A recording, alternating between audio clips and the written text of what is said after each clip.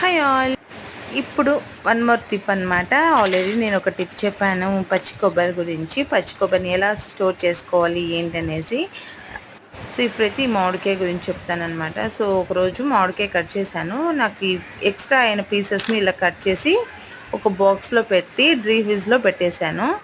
ఇది స్టోర్ చేసి కూడా మోర్ దాన్ 2 వీక్స్ అయిపోయింది. సో ఇప్పుడు యూస్ అవుతుంది కాబట్టి నేను తీసుకొనేసి ఇట్లా వాటర్ పోసేసి 1 మినిట్ పెట్టేస్తే మనకి ఐస్ అనేది మెల్ట్ అయిపోయేసి పీసెస్ నార్మల్గా వచ్చేస్తాయి. అప్పుడు మన కర్రీస్లోకి యూజ్ చేసుకోవచ్చు.